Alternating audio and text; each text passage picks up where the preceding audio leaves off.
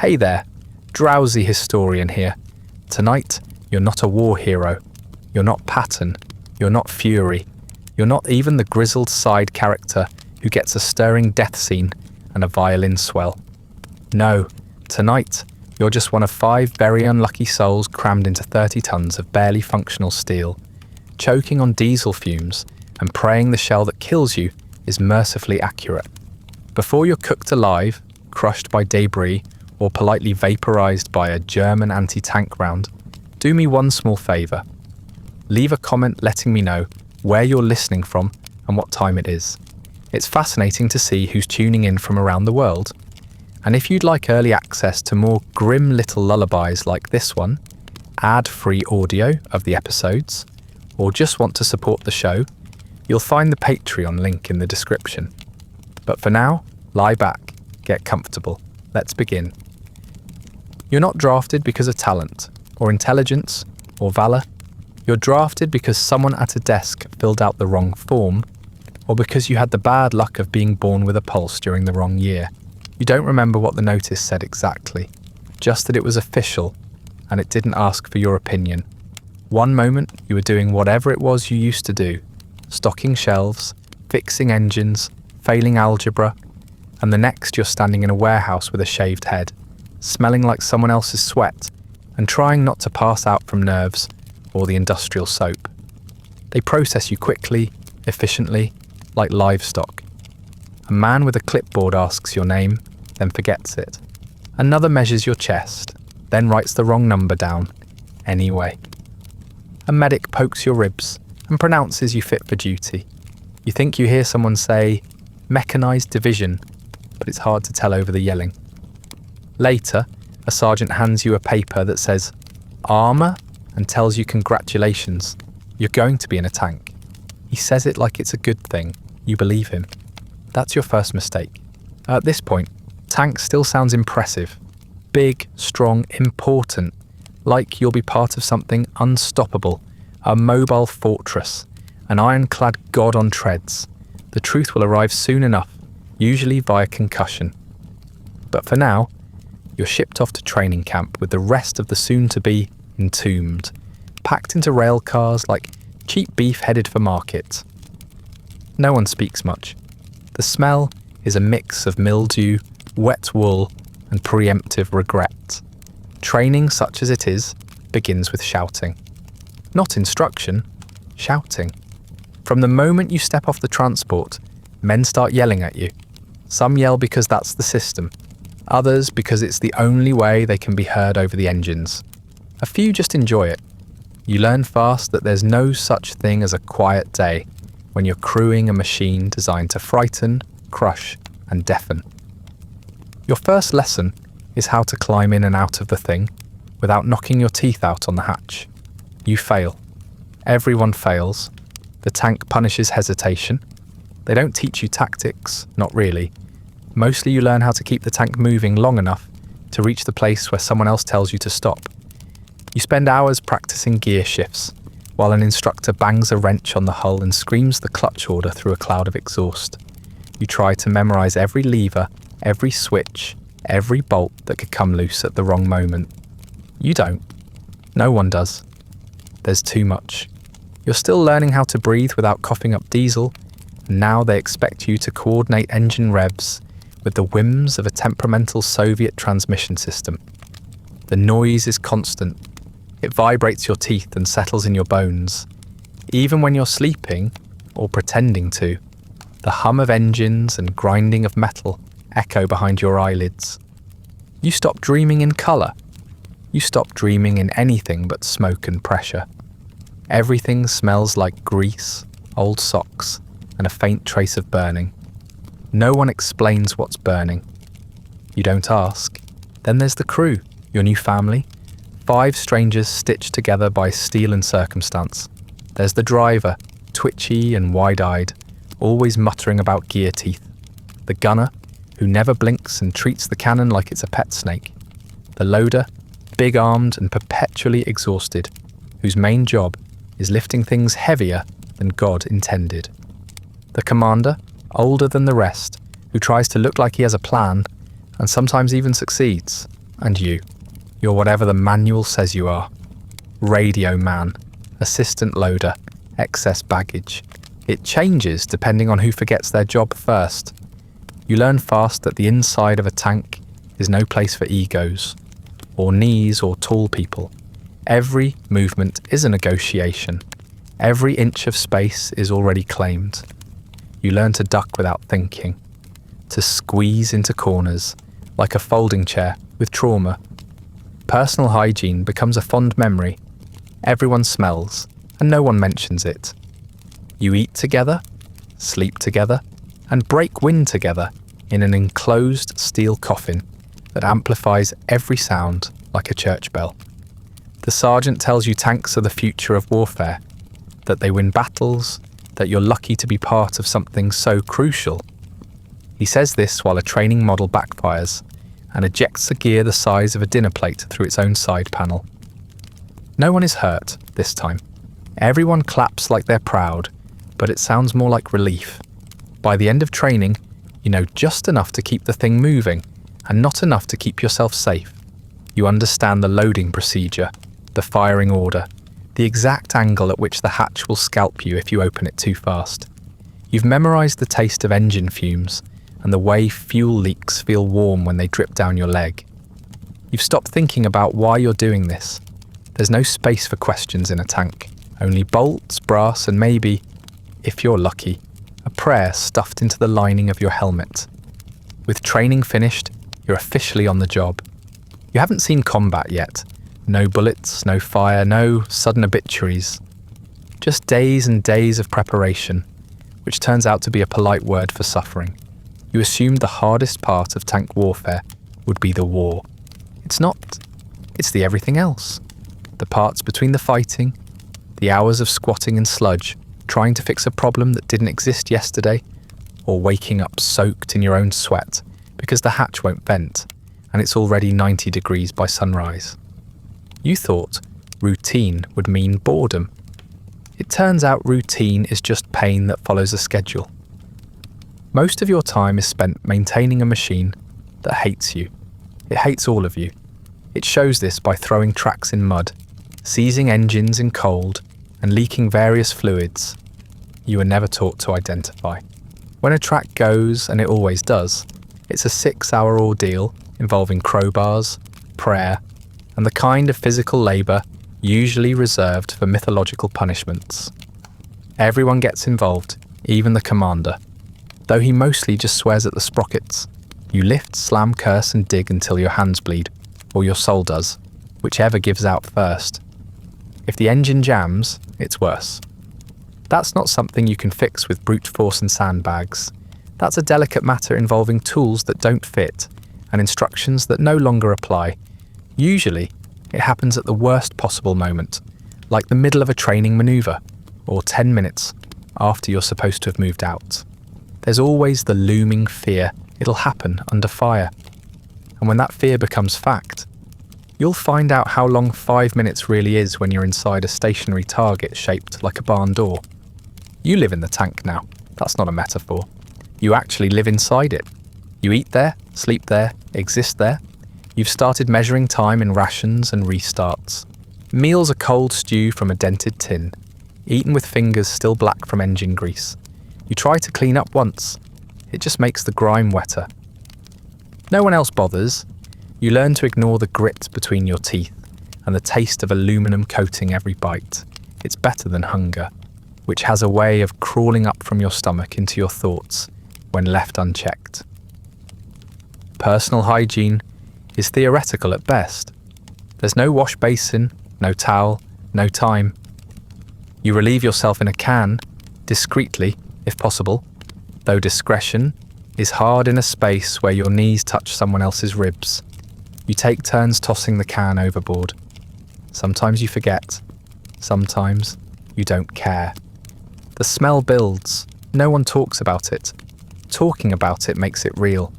And there's already too much real packed into this metal box. Within a day, your clothes are soaked with a mix of oil, sweat, and the unidentifiable dampness that comes from existing in a sealed container with 4 other men and a heat-generating death engine. The moisture never leaves. Your socks squish when you walk. Your shirt clings like it's trying to punish you. The air inside the tank is heavy, warm, and disturbingly alive. You start scratching places you didn't know could itch. The loader develops a rash. The commander tells him to walk it off, then remembers there's nowhere to walk. Sleep is something that happens in shifts, not because anyone planned it that way, but because the space doesn't allow for anything else.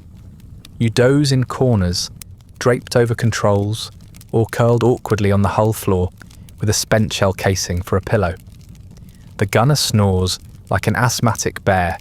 The driver mumbles in his sleep, often in a language no one else speaks.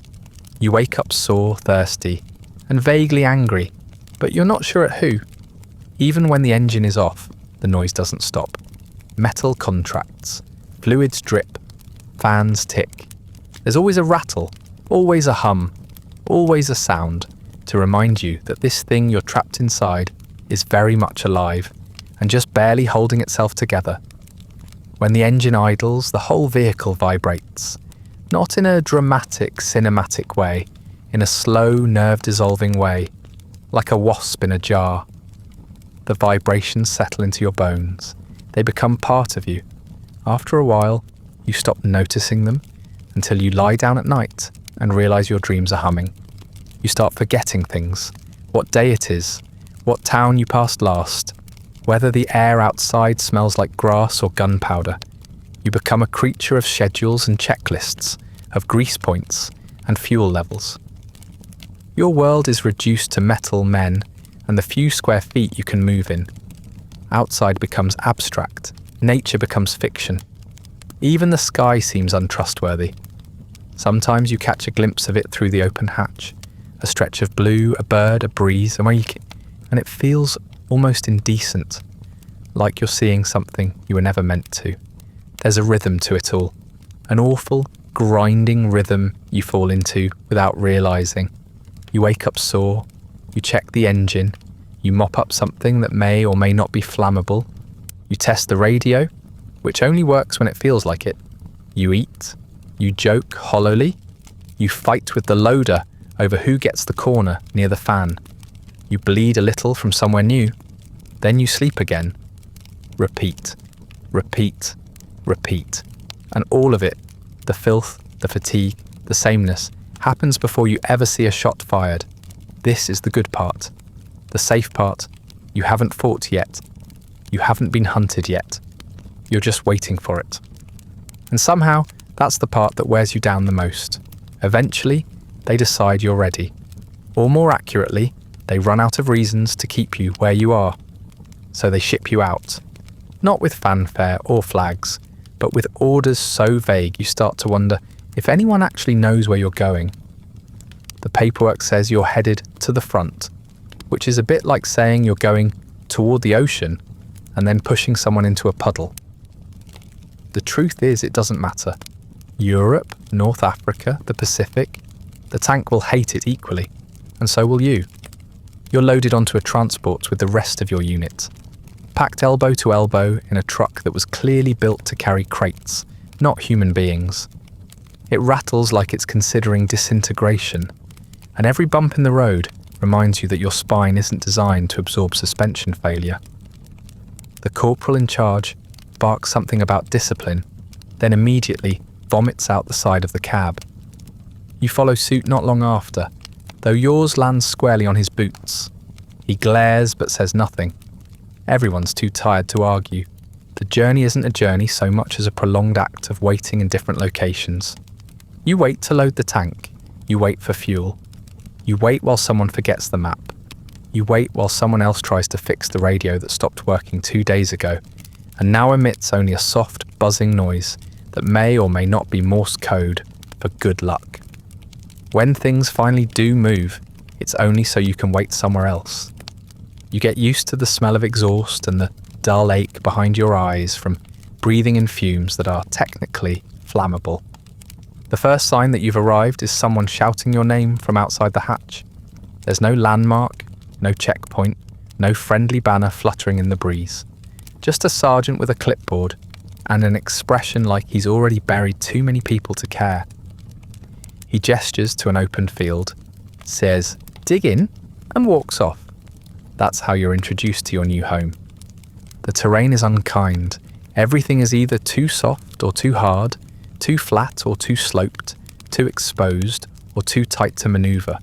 The tank doesn't glide, it stumbles. You spend your first hour getting it into position, then another 2 trying to get it back out of a shallow ditch it decided to adopt as a final resting place. Mud cakes the treads. The engine sputters in protest. You think you hear a strange clunking sound near the transmission, but no one investigates. If it's important, it'll explode eventually. If it's not, it'll rattle until your ears go numb. Your first night in the field is not cinematic. It is not filled with the sounds of distant artillery and noble introspection. It is filled with grunting, shivering, and quiet cursing as the cold air seeps into your joints and the condensation inside the tank forms slow, fat droplets that land directly on your face at random intervals. You try to sleep.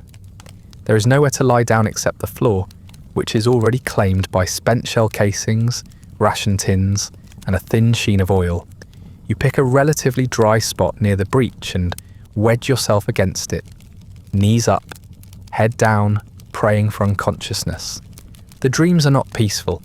When you do sleep, it's the kind of half-aware dozing that comes with constant vibration and low-level dread.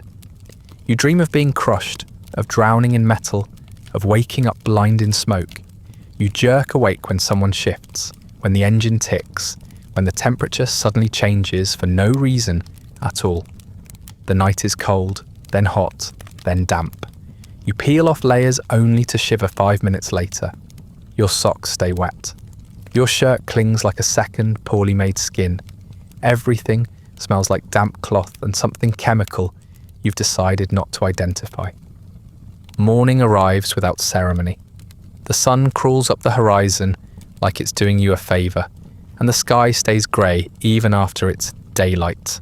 You eat something that might have been meat once, or at least came from something that had bones. Coffee is tepid, bitter, and miraculous. The tank growls when started, and for a moment you think it might not. The commander thumps the side of the turret like he's disciplining a mule. It works, this time. The orders are already late. You sit in place, waiting for a messenger or a radio transmission, or divine intervention. While you wait, you patch the canvas skirt with tape, clean the vision slit with your sleeve, and argue over whose turn it is to pump out the bilge water that's collected in the hull's lowest point. Someone loses a coin toss. Someone else pretends to be asleep. You do none of it cheerfully. Later that afternoon, a supply jeep pulls up, drops off 3 cans of fuel and a bag of mouldy bread, and leaves without explanation. The driver says you'll be moving soon. He doesn't say where. The tank groans when you climb back in, and you wonder, briefly, if it started to recognise you. Not with affection, but with the weary disdain of something that knows it's going to have to carry you through hell, whether it wants to or not. You sit in silence with your crew, sweat pooling in your collarbone and mud crusting your boots, waiting for the next order. None of you speak. None of you need to. Everyone already knows the truth. Wherever you're going, it's going to be worse than here. And here is already bad. It doesn't begin with a trumpet. There's no stirring speech, no dramatic countdown, no signal flare arcing through the sky to let you know it's time to be brave. It just happens. One moment, you're sitting in the turret, breathing in that familiar blend of sweat and oil, waiting for the radio to sputter something vaguely useful. The next, the world begins to scream. You hear it before you see it. The shriek of tearing metal, the dull thuds of artillery striking mud, the machine gun fire that chatters like an angry typewriter and never, ever pauses. The tank lurches forward, suddenly alive beneath you. The engine howls, the treads grind. The steel box you've been living in for days becomes a creature of noise and fury. You slam your shoulder into the shell rack, catch your breath, and scramble into position without needing to be told. No one speaks. No one has time. The commander is yelling, but it's into the headset, not at you. Your world narrows to the cannon, the casing in your hands, and the rough bark of the loader's order to move, now, now, now. You can't see out.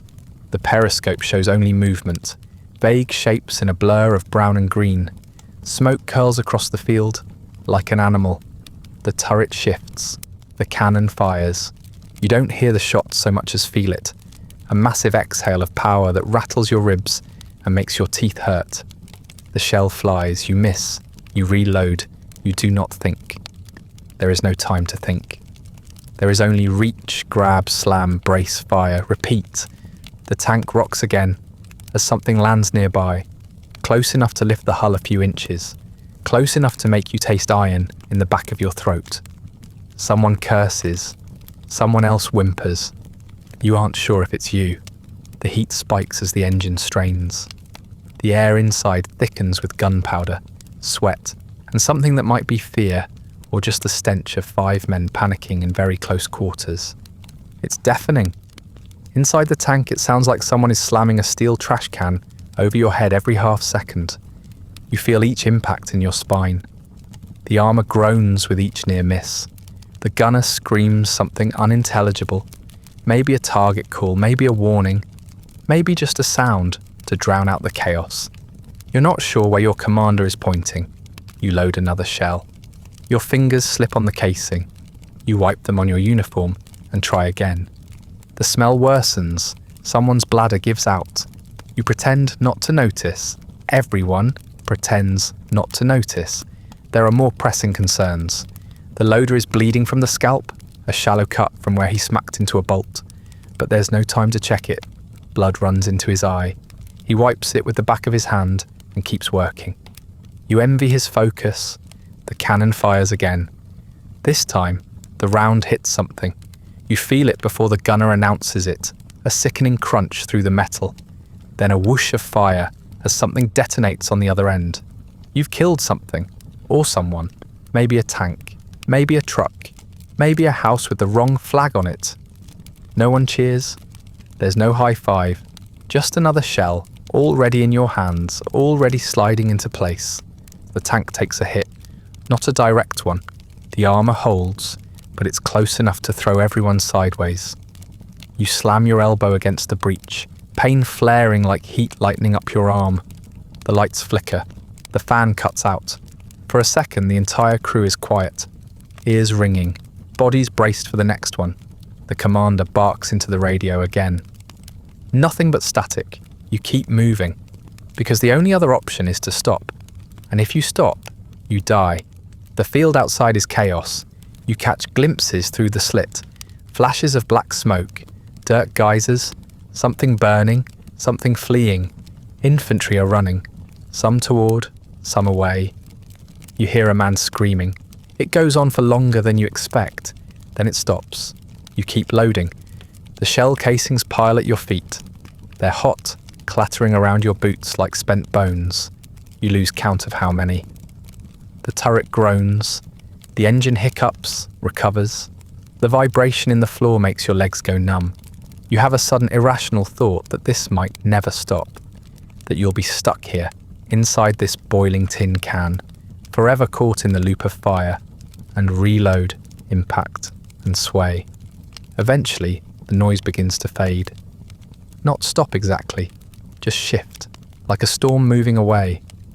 You don't know if that means you're winning, or just that someone else is now losing harder somewhere else. The commander raises his voice and orders a fallback. You don't argue. The tank shudders in reverse, lurching over bodies and debris you don't look at too closely. Smoke floods the turret. You cough and keep coughing. You don't realise you're shaking until you try to hold the next shell and it slips. Your hands aren't working right. Your ears ring with a high, constant pitch that drowns out everything else. Your uniform is soaked. You're not sure if it's all sweat. The loader slumps against the wall. The gunner stares at nothing. The commander wipes his face and mutters something about God, but he doesn't sound like he's asking for help. He sounds like he's apologising. You survive your first engagement, you think. There's no clear moment when it ends.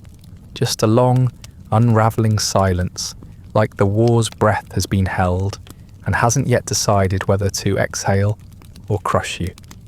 You sit in the stinking dark, one leg asleep, lungs full of carbon and fear, wondering if this is the worst it'll get. It's not. Now you understand what tanks are really for. Not for glory, not for breaking enemy lines, not for patrolling through towns while children wave and a band plays something patriotic. No, tanks exist to be shot at, to be targeted by everything the enemy has, and then some. You are not a spearhead. You are a bullseye with an engine. Every time you move, the battlefield seems to pause just long enough to mark your location and adjust its aim accordingly. It starts as a low whistle, then the shriek, then the impact, not always direct, but always close enough. Enemy shells begin slamming into the ground around you, like sledgehammers dropped from airplanes. The first few hit wide.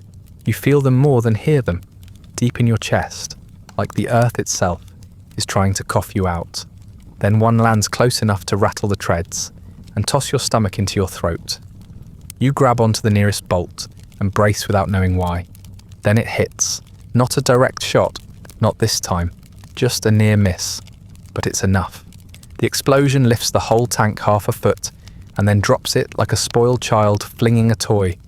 You bounce inside like a rag doll in a metal drawer. Your head smacks the hatch with enough force to send sparks across your vision. You taste blood almost immediately.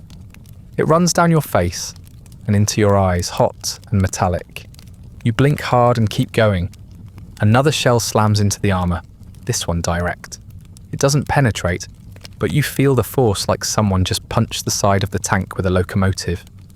The noise is indescribable, a deep metallic boom that rings through your bones and into your teeth. The walls rattle, the shell rack groans.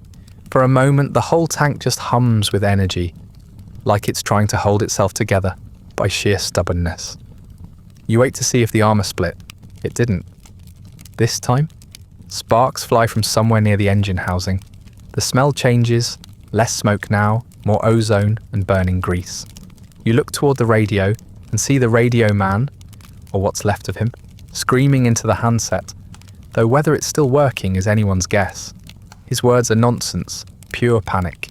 It's hard to blame him. Flames are licking along the side of the compartment, catching on fabric, on papers, on a half-eaten ration someone left wedged in the corner yesterday. You don't remember anyone yelling fire. You just notice that everyone is suddenly moving faster. The loader throws a blanket over the blaze, which only makes it worse for a moment.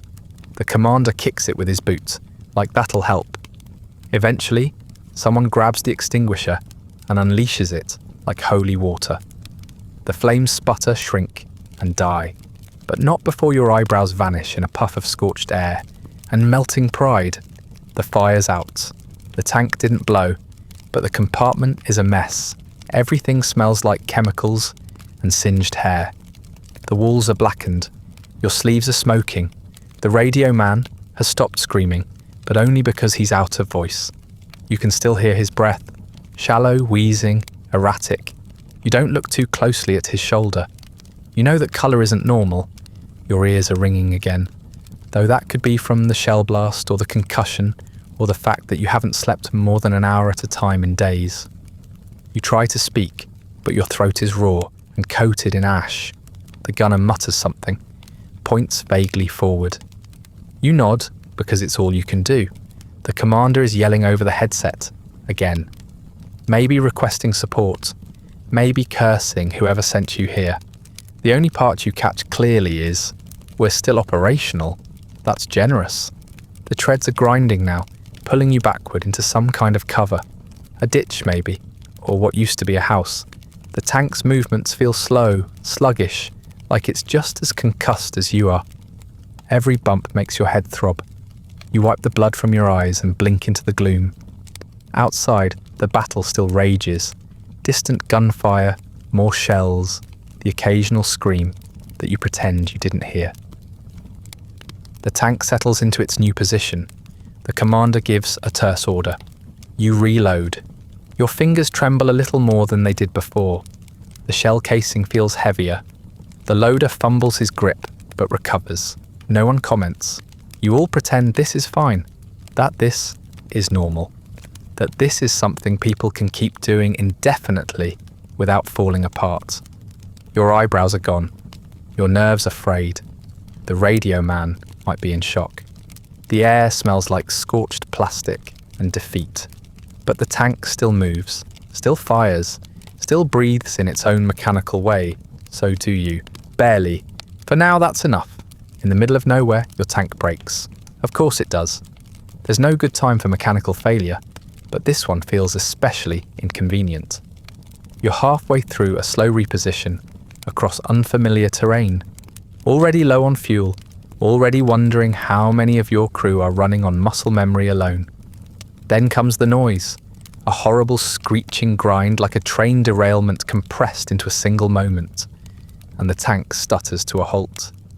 The engine growls once more, then dies with a choking cough, like it's tired of pretending it was ever up to this.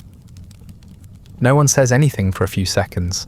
You're all just listening for that hopeful whine of systems rebooting, for a hiss of hydraulics, for anything besides silence. But there's nothing. The gunner mutters a curse, the driver smacks something with the heel of his hand, which doesn't help, but makes him feel better. You peer through the vision slit and confirm what you already suspect. You are very much stuck. It could be a thrown track, or a seized gear, or the air intake, again, clogged with mud and twigs and the pulverized remains of whatever unfortunate shrub the driver ran over during the last turn.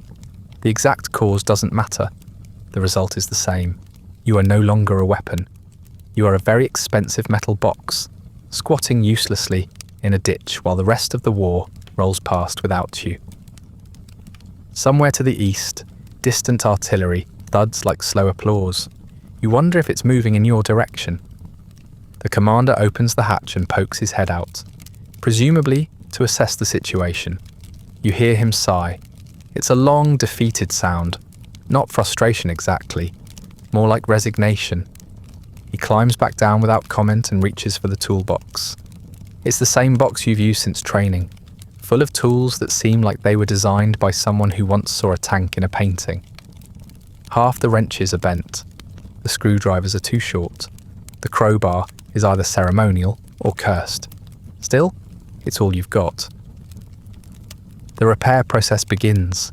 You lie on your back in a puddle of something slick and lukewarm, reaching blindly into a gap between two rattling plates.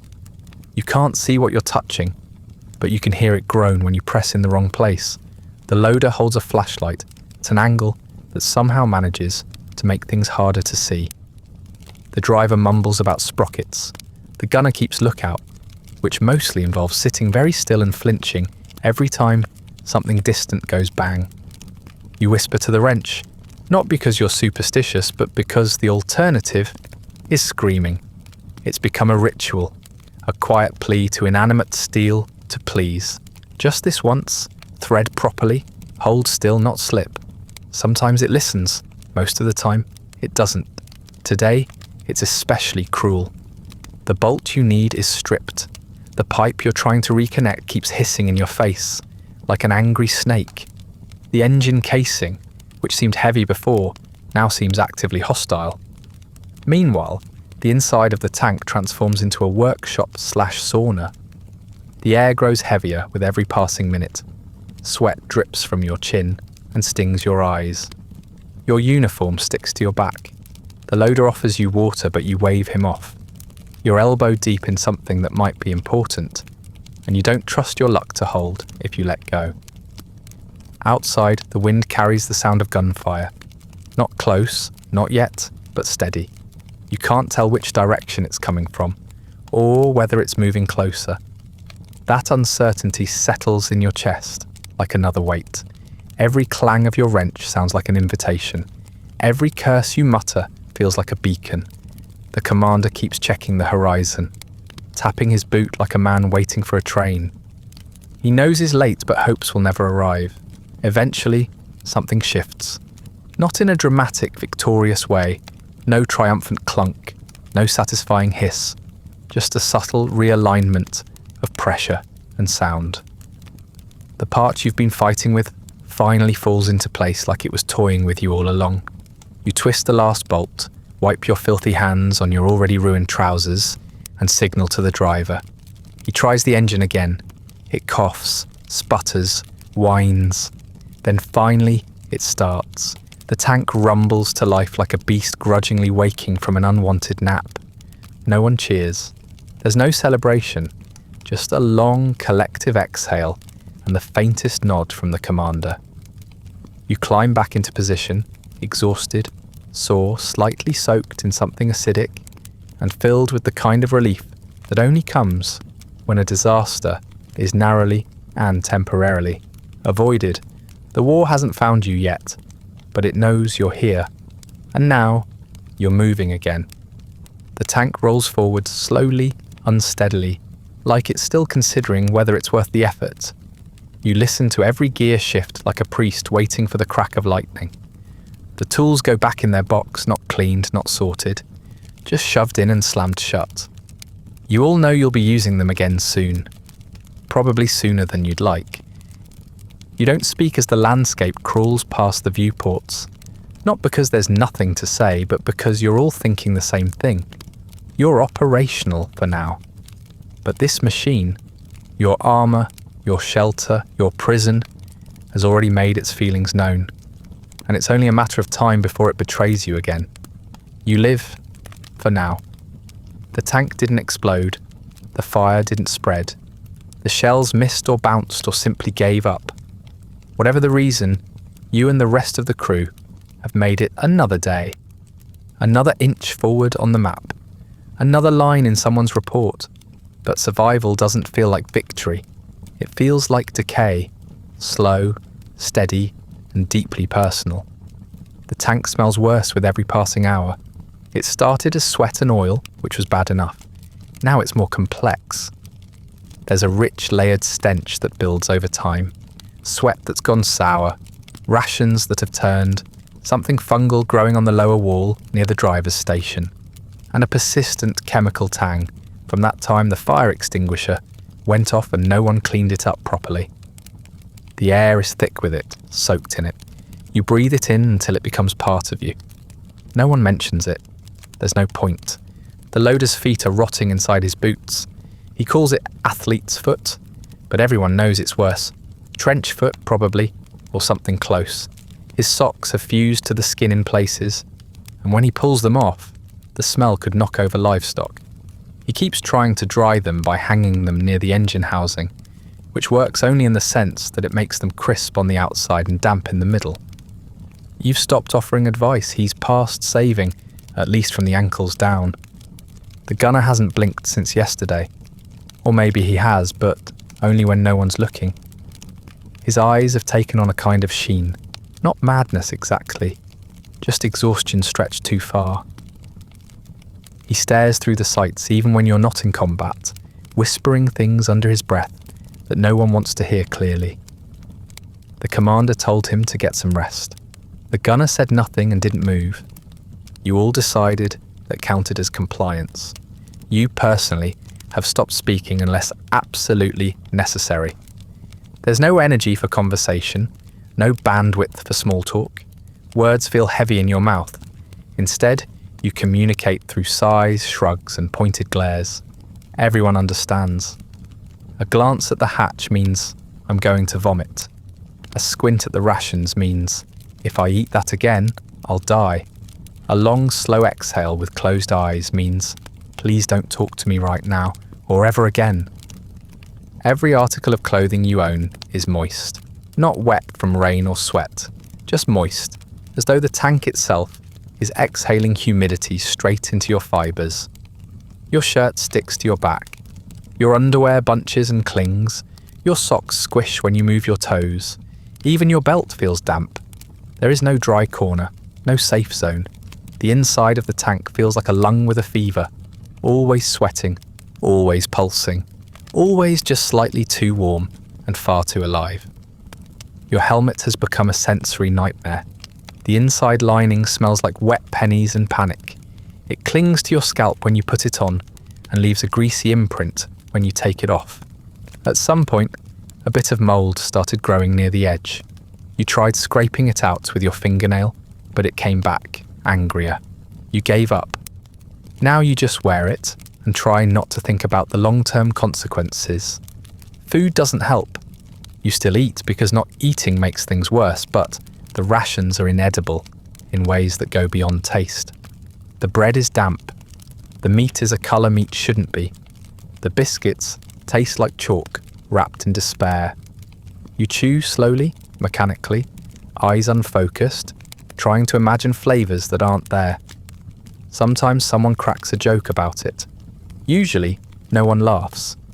You have stopped noticing the sound of the engine, or rather, you notice it only when it changes. That's the real danger, when the whine shifts pitch, or the vibration drops by a fraction, or the fan begins to stutter. Those changes mean trouble.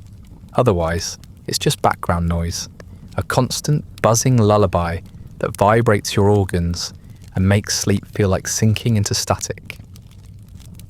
The crew moves slowly now. Every joint aches, every limb feels heavier than it should. The commander's knees crack when he shifts in the hatch. The driver's hands are blistered from gripping the controls too hard for too long. Even the loader, who used to barrel around the compartment like a half-trained ox, now moves with the careful economy of someone rationing energy for the next crisis. You've forgotten what clean feels like, what fresh air smells like, what space means. You've stopped imagining home.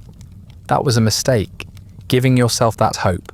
Now the best you can imagine is quiet.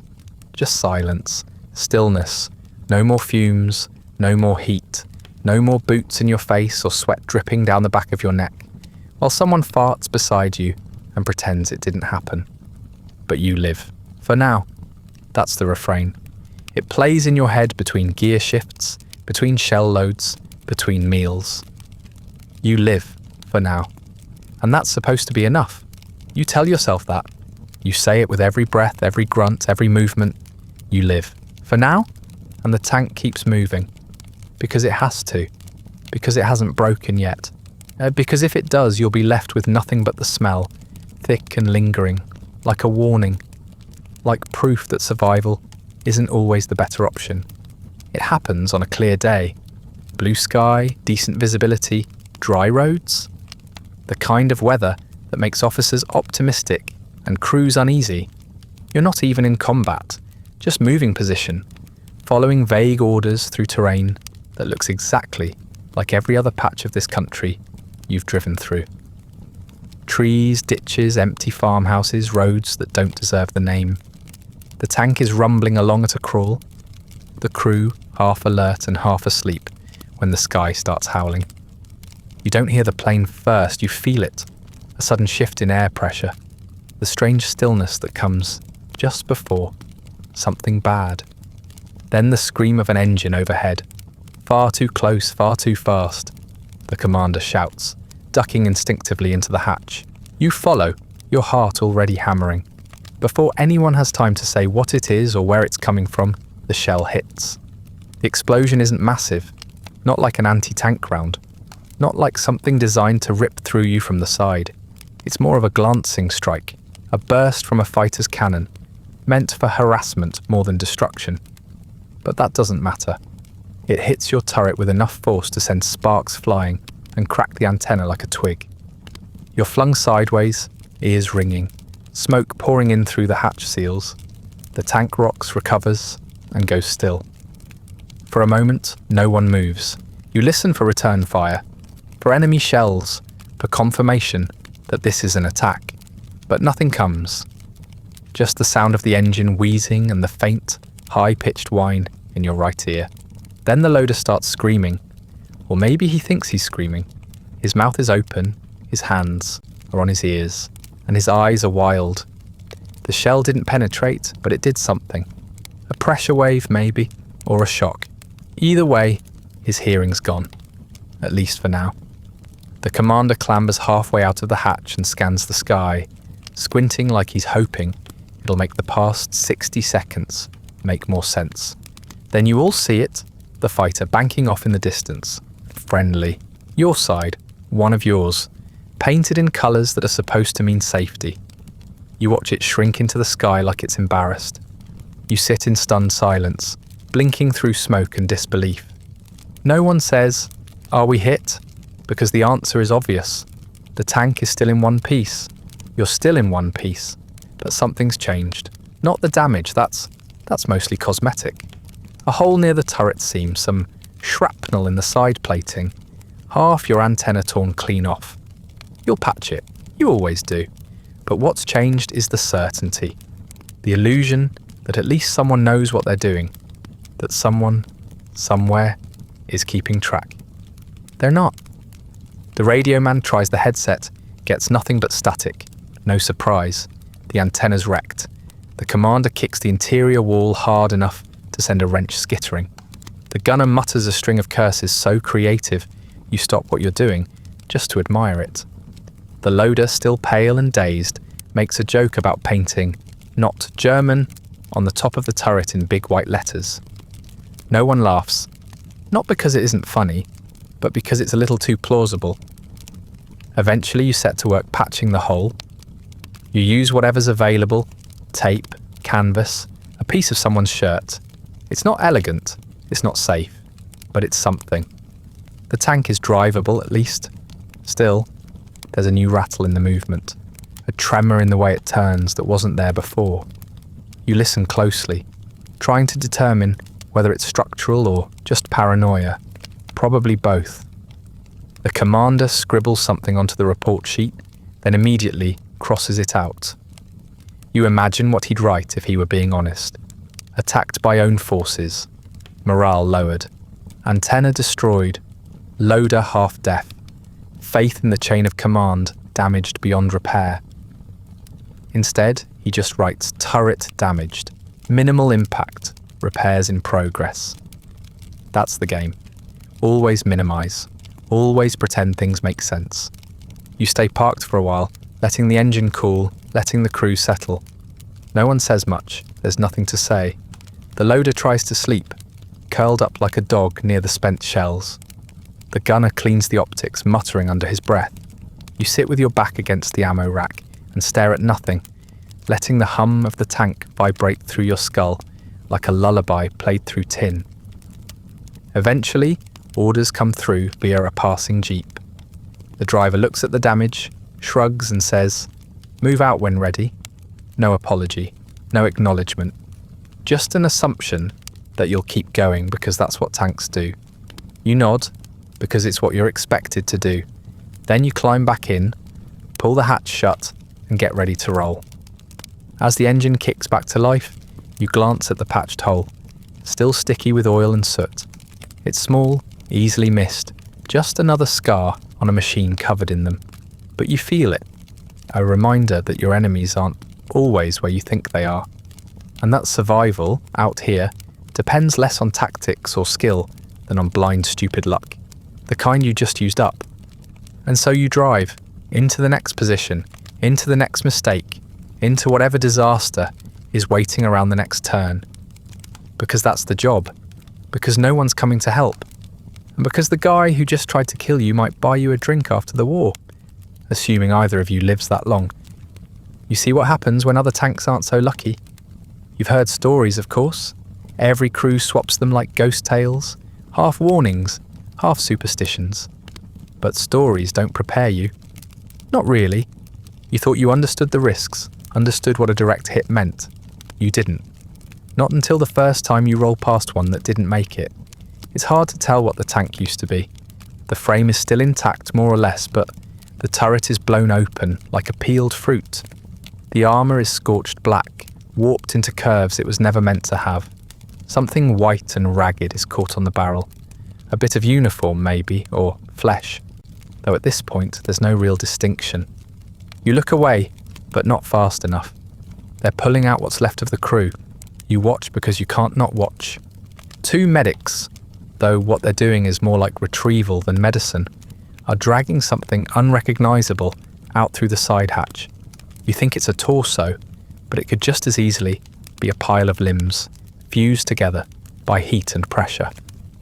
The smell hits next: burnt metal, cooked meat, and something else. The chemical stink of extinguishers and scorched oil, layered so thick it feels like it's coating your tongue. The gunner starts to gag beside you. You tell him not to look, but you're already too late. He turns and vomits against the tread. You follow a few seconds later. It's not the smell, not entirely. It's the recognition, the realization that you know this layout. You know where the seats are. You know what positions those shapes used to occupy. One of them is still fused to the main gun. His arm, charred black and stiff as iron, is locked around the grip like he tried to fire, even as the tank burned around him. Sometimes there's nothing to pull out, not even that.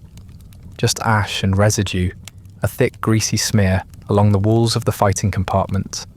They say those tanks are the worst, the ones that cook off, where the ammo ignites and everything inside turns into overpressure and flame in a single blink. There's no warning. One moment, 5 men are breathing. The next, there's a blast, a crack, and a new crater where a tank used to be.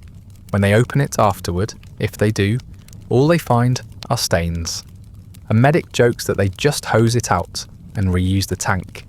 He says it with the flat tone of someone who's seen too much and processed too little. You don't ask if he's serious. You don't want to know. Either way, it's believable. The commander says this is why you keep the hatches open during combat, to give yourselves a chance to escape if the fire starts.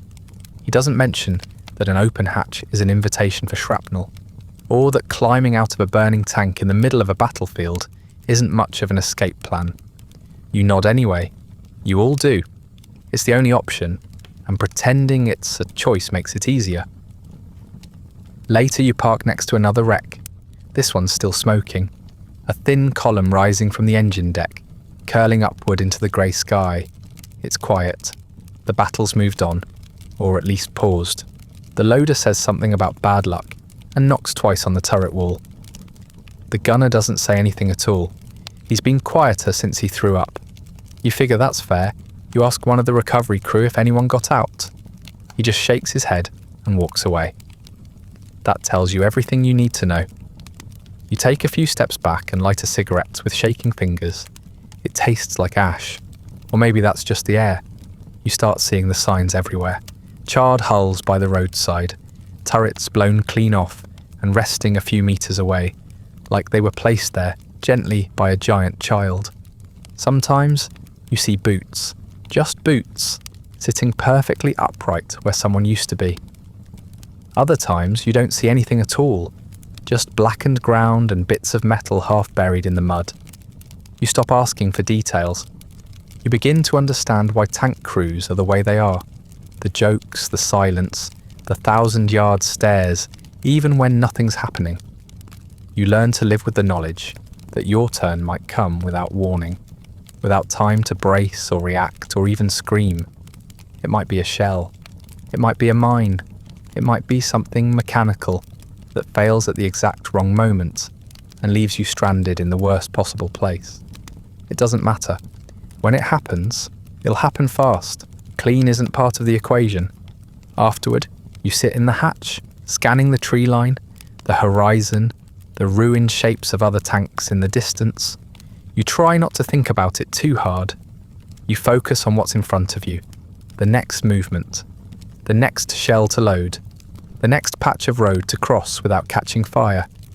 You clean your gear, even though it doesn't make a difference. You eat your rations. You sleep when you can. You breathe. You live. The next engagement is worse, not surprising. They always are. Each fight takes something and gives nothing in return, except maybe a new rattle in the track, or a scar on your forearm you don't remember earning. This time, the orders come with less warning and even less sense. The terrain is a bog. The map is out of date. The artillery starts before you're even in position. You can tell it's going to be bad when the first shell hits a tree 20 meters ahead and sends the trunk spinning end over end, like a club thrown by God.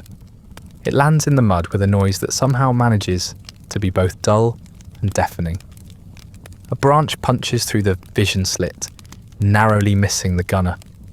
He doesn't flinch. He's past flinching. So are you. The tank slides forward, slower than you'd like, the treads clawing through muck that grips like it's trying to swallow you whole. You lurch with every movement, jostled against bolts and corners. You've already bruised into familiarity. Visibility is zero. Smoke, rain, and the mud flying up from exploding shells create a wall of brown and grey that makes it impossible to tell what's road, what's field, and what used to be a structure.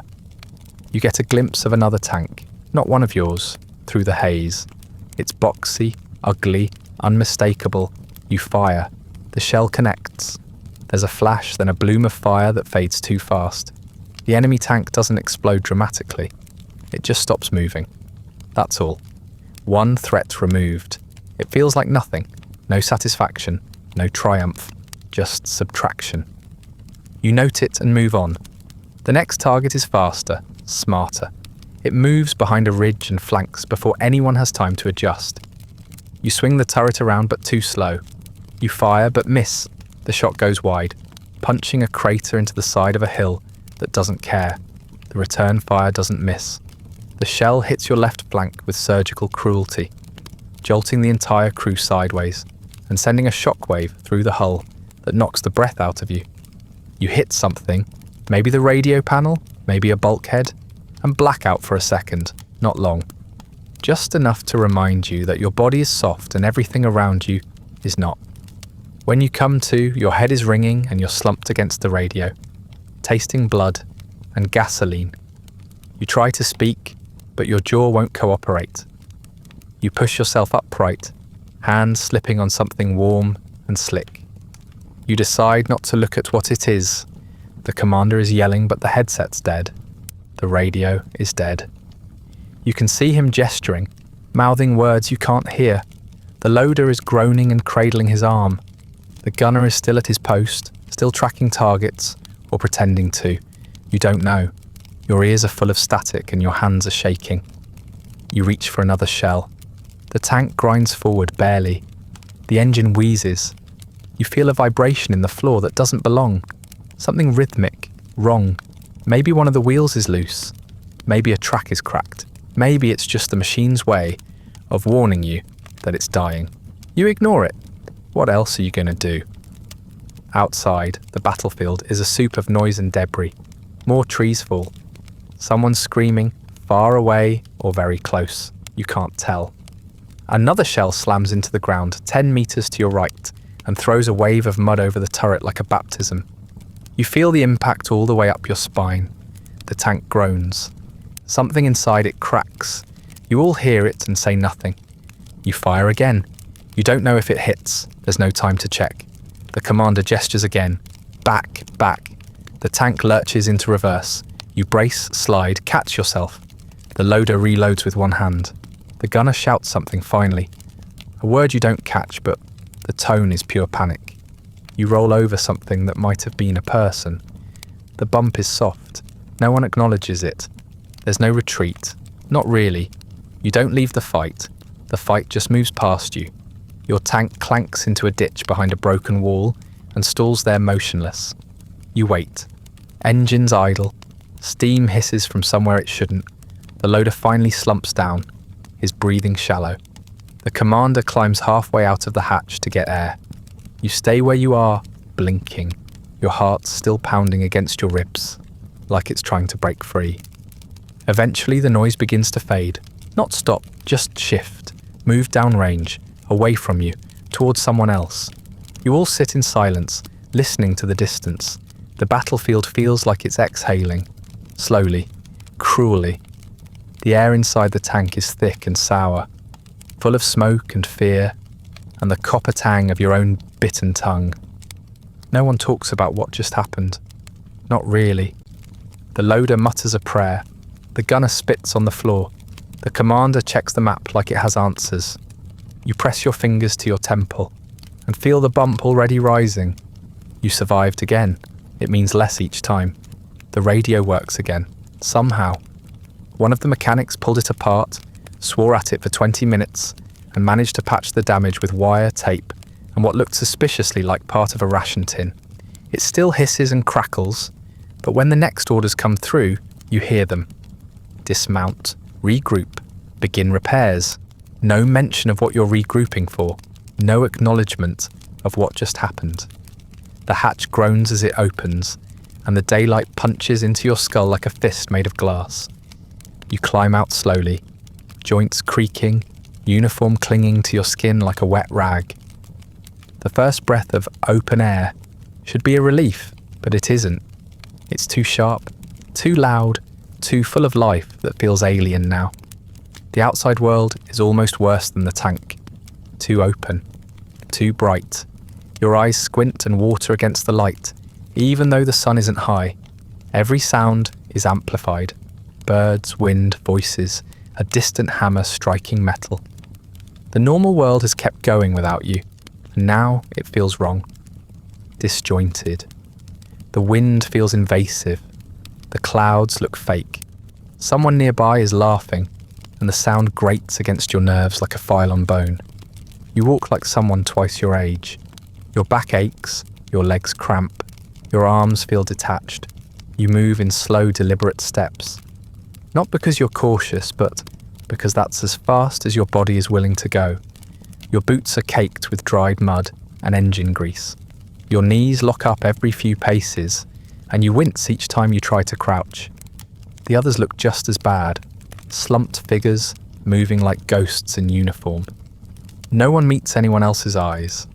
There's a medic waiting near a tent. He looks you over, shines a light in your eyes, asks you a question you don't fully hear. You nod anyway. He tells you you're lucky. You don't know what he means. Lucky that you weren't hit. Lucky that the tank didn't cook off. Lucky that you only blacked out and didn't lose a limb. Lucky that your body still technically works, even if your brain doesn't want to be in it anymore. You nod again, because that's all you know how to do. Your uniform smells like the inside of a stove. The sleeves are scorched in places. The fabric around your collar has fused into a shape that no longer fits your body. Your helmet is dented. You didn't notice that until just now. You don't remember when it happened. Your hands shake a little as you unstrap it and set it down. The liner is still damp with old sweat. It makes a soft squelch when it touches the ground. There's talk of repairs. The mechanics swarm the tank as if it's still a priority.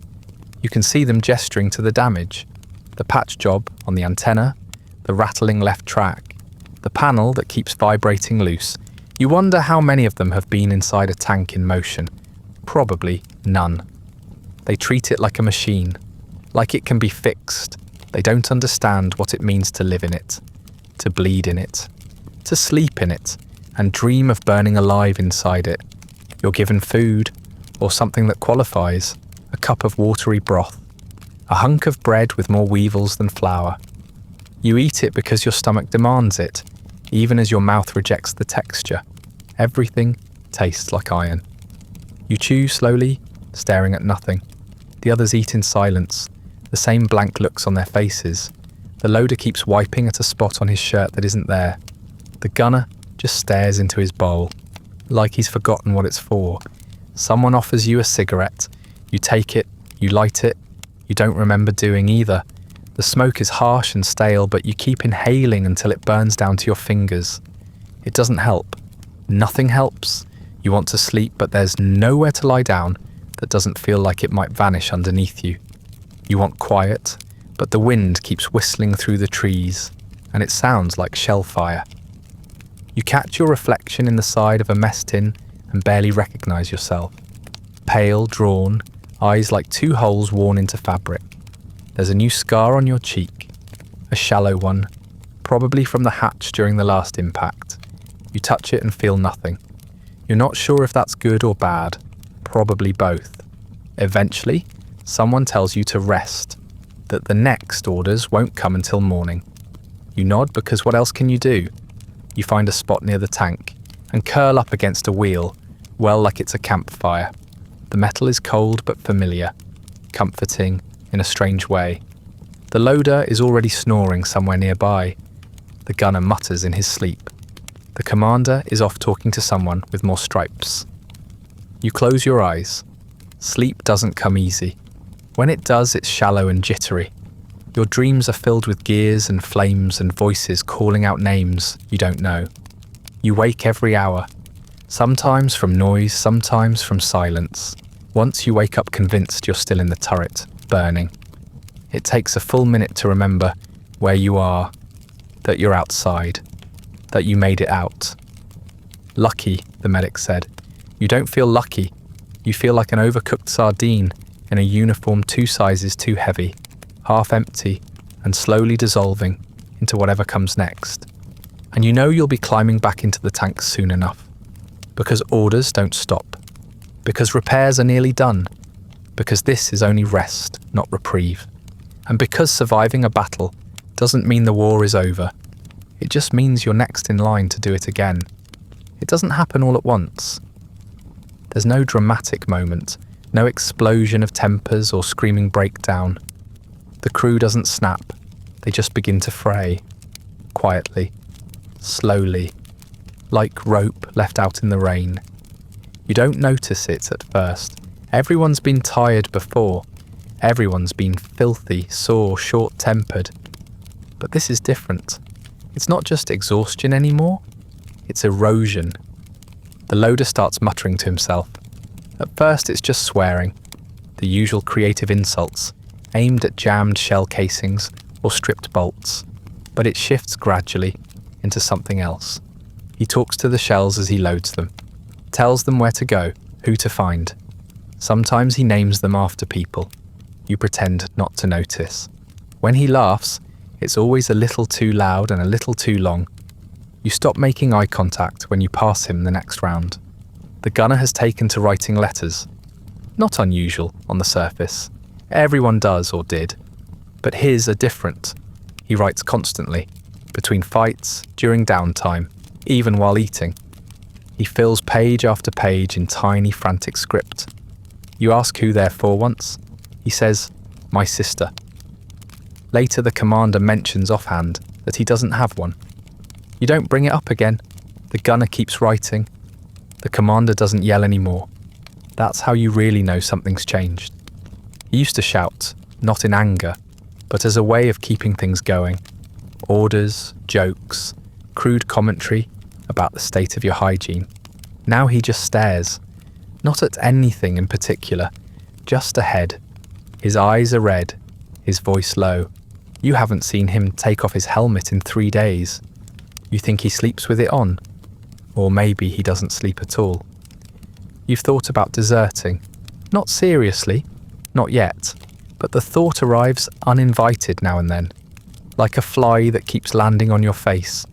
You think about slipping away during a rest stop, disappearing into the woods or the rubble, walking until your legs give out. Then what? You wouldn't get far.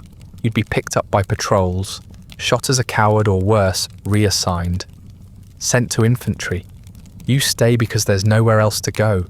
No better version of this, just the one you already know. Even cigarettes have lost their comfort. They used to be the closest thing you had to a ritual, a reward after each battle, each repair, each close call. Now they just taste like smoke, bitter, dry, pointless. You light one anyway, not for pleasure but out of muscle memory. You share them in silence, trading matches like currency. No one says thank you. No one has to. The loader cries one night, quietly. You hear it through the hull wall, muffled, broken by hitching breaths.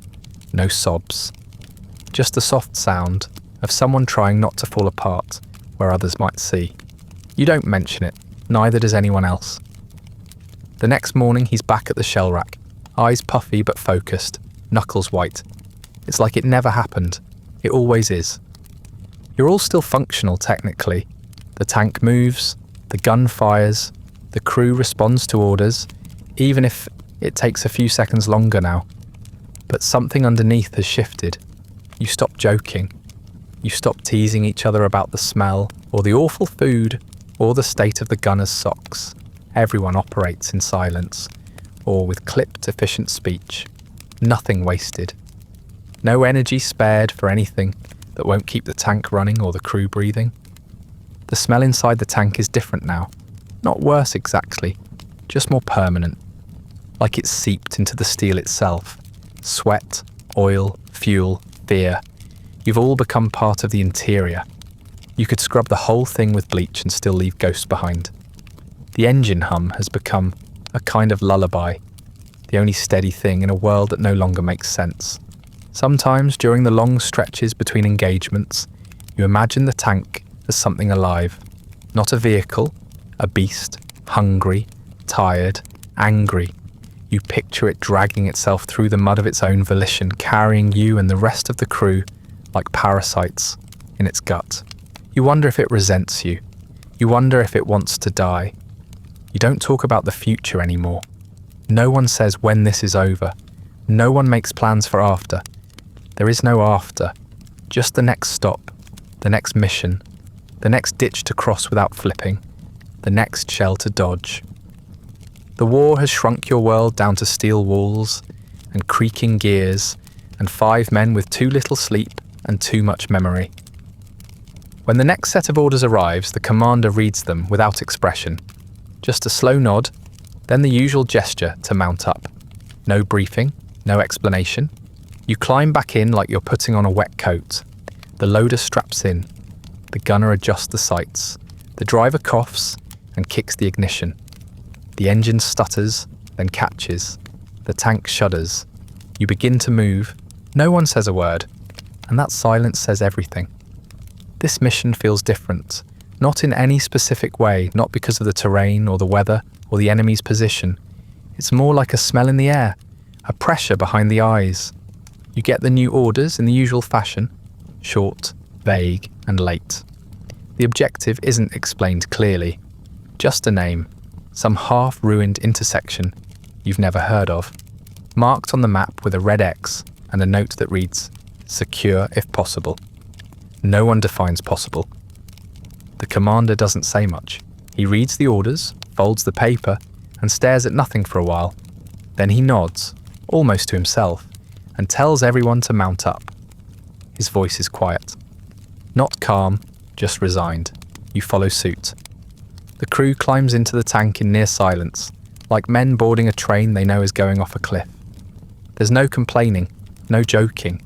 Even the loader doesn't mutter under his breath like he usually does. Everyone understands what this is. You roll out under an overcast sky, the kind that flattens colour and turns everything into shades of mud. The engine is running fine, but it sounds different, a little rougher, a little slower. Maybe it's the weather. Maybe it's the road.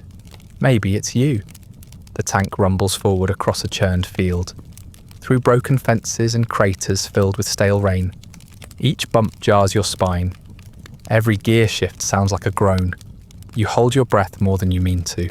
The tension is a living thing now. You feel it in your fingers, twitching against the shell casing. In your shoulders, tight as wire. The gunner keeps adjusting the sights, even though there's nothing to see yet. The commander checks the map 3 times in 5 minutes. The loader cracks his knuckles one by one, as if that'll keep him safe. The driver says nothing, not even a grunt. His eyes are locked forward, unmoving. Enemy fire begins almost immediately. You don't know how they saw you so quickly. Maybe they've been waiting. Maybe they knew the route better than your own command did. The first shell lands 50 yards to your left, sending a plume of earth skyward. The second hits closer. The third doesn't miss. It slams into the ground just behind the tank, lifting the rear treads for a heartbeat, before slamming them back down. The compartment rattles like a tin can full of nails. You brace without thinking. The 4th shot tears into the side armour. You hear it before you feel it. A high-pitched shriek, then an impact that doesn't sound like an impact. It's deeper, wrong, a sound your ears don't know how to interpret. The loader screams. You turn, but the smoke is already thick, curling through the compartment like a living thing. He's still moving, but slowly, clutching his side, blood leaking between his fingers. His face is blank. No panic, just confusion, like he's waiting for someone to tell him what just happened. You try to reach him. The tank jerks again. Another hit, maybe on the tracks, maybe on the engine. You don't know. The commander is shouting over the headset. The gunner is firing blind, targeting muzzle flashes or guesses. You grab the loader and pull him back as best you can, but there's nowhere to put him. Nowhere safe. The tank isn't a shelter. It never was. Just a box you live in until you don't. Then it happens. A direct hit. This one doesn't bounce. It doesn't dent the plating or rattle the bolts. It punches through the front quarter like it was never armoured at all. The world turns sideways, not metaphorically, but literally. The blast lifts the tank, tips it, spins it just enough that you lose all sense of orientation. You're thrown against the radio panel. The loader collapses across your legs. Everything goes black. For a moment there's nothing. No sound. No pain. Just darkness and the muffled awareness that something important has ended. You come to slowly. Ears ringing, eyes stinging. You're on the floor, or the wall. The angle is wrong. The tank is tilted half on its side. The compartment is full of smoke and sparks, and the unmistakable smell of something burning. You hear the gunner groaning somewhere nearby. The commander is gone, or at least not responding. The driver's compartment is a hole, just a hole. You look at it and feel nothing. You try to move. Your body answers, barely. You pull yourself up, coughing. The loader isn't moving anymore. You don't check his pulse. You know. You reach for the hatch, but it's jammed. Of course it is. You bang on it weakly, then stop. There's no urgency left, no adrenaline. Just that same dull thought echoing behind your ribs. This one felt different. You sit down slowly. Your lungs hurt. Your mouth tastes like ash and iron.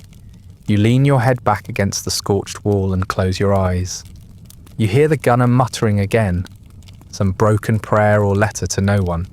The fire hasn't reached the ammunition yet. That's either a miracle or a delay. Either way, it's temporary. And you wait, because that's all that's left now. You didn't wake up in a field hospital. There was no miraculous recovery, no blood-soaked hand reaching out from the wreckage, no blurry-eyed medic shouting your name. You died in the tank, exactly where you lived, curled in steel, soaked in smoke, listening to the engine die around you. One final breath, cut short by fire and pressure and silence. The official report was short. Your name, your rank, your serial number, cause of death, killed in action. That was it.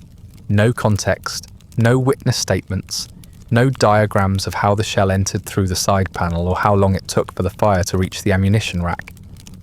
No mention that your body was found, half buried in ash, slumped next to a loader who bled out minutes before you.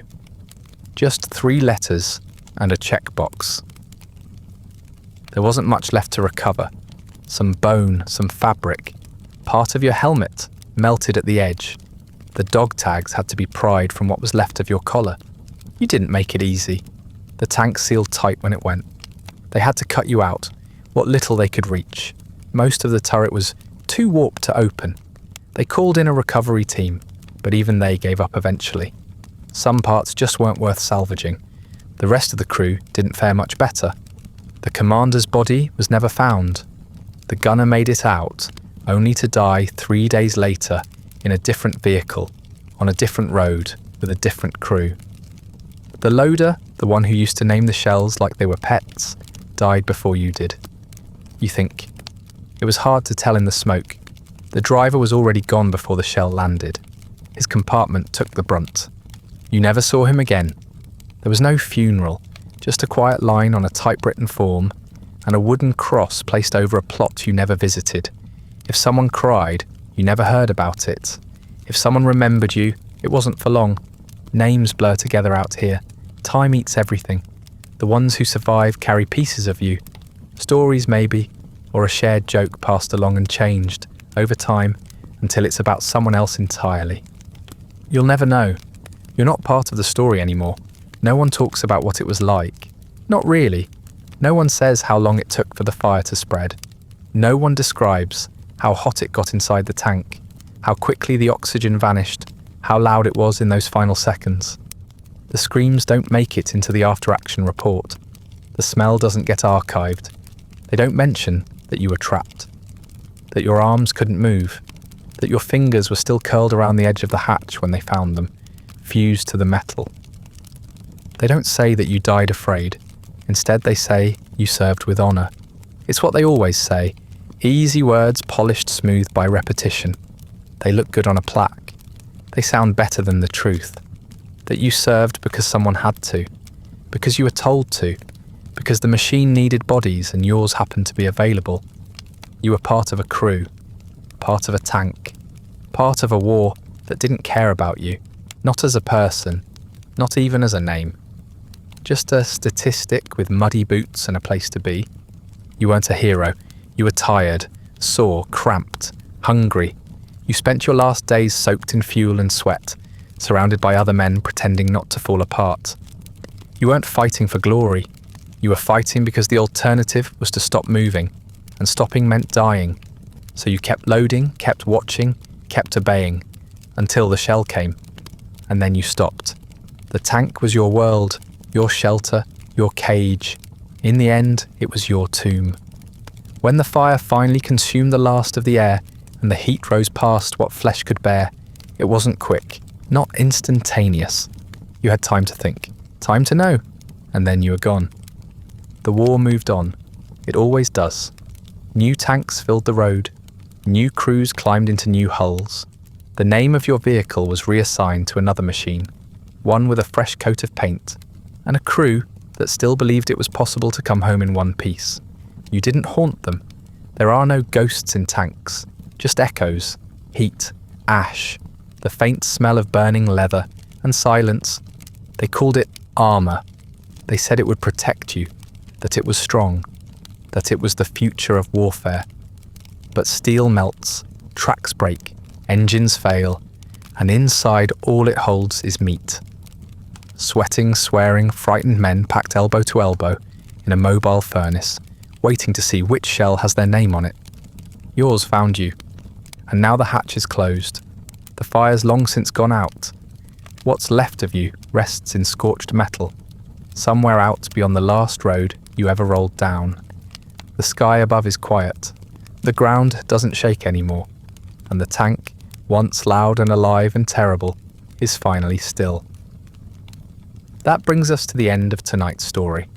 If you're still awake, thank you for enduring the rattle of the treads, the stink of oil and fear, and the quiet, claustrophobic end of a man no one will remember properly. If you'd like early access to more of these slow, grim histories, ad-free audio of the episodes, or just want to support the show, there's a link to the Patreon in the description. Feel free to like, subscribe, or leave a comment with other topics you'd like to see covered.